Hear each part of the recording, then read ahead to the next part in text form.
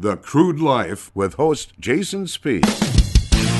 My name is Jason Spiess, and this is the Crude Life Daily Update. On today's program, we talk with Josh Swanson, attorney for Vogel Law. Comments on the Wilkinson Lake Sakakawea court case that is impacting oil and gas mineral ownership. In just a moment, part of our exclusive interview with Josh Swanson from Vogel Law, right here on the Crude Life Daily Update.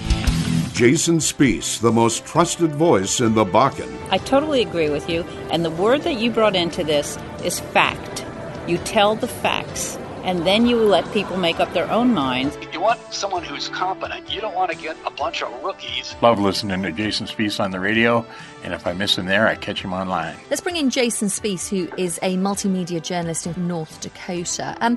Jason, what's your thought on this? No one does an interview like Jason Spiess. Welcome back to the Crude Life Daily Update. My name is Jason Spiess. Thank you, folks, for joining us. Up next, Josh Swanson with Vogel Law Firm talking about the Wilkinson Lake Sakakawea court case that is impacting oil and gas mineral ownership.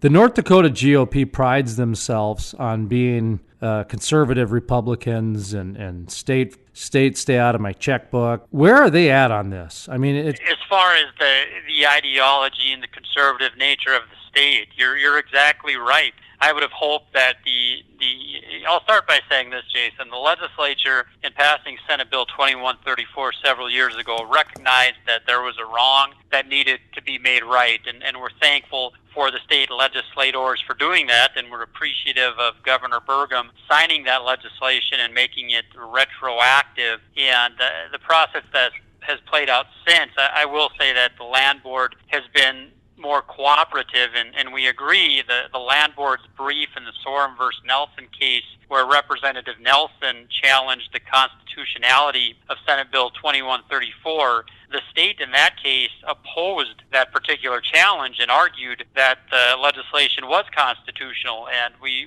certainly appreciate the Land Board taking that position, and that's one of the things we cite in our recent brief filed today with the district court in our case, is that in the Sorum and Nelson case versus the state agrees with us. They take the position that we're taking, and part of our argument is the state can't have it both ways. And so when you talk about the elected officials in statewide government, I would hope that in this particular situation, they'll say enough is enough. And that was Josh Swanson with Vogel Law Firm.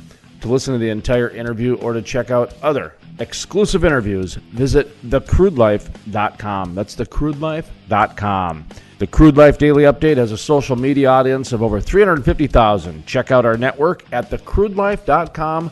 Click on the social media tab. From the staff at the Crude Life Daily Update, my name is Jason Spiess, asking you to keep calm and frack on.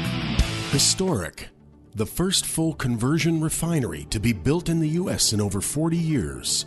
Innovative. The cleanest, most technologically advanced downstream project ever. The model for future shale basin projects. Groundbreaking. With construction resuming in early 2019. The Davis Refinery.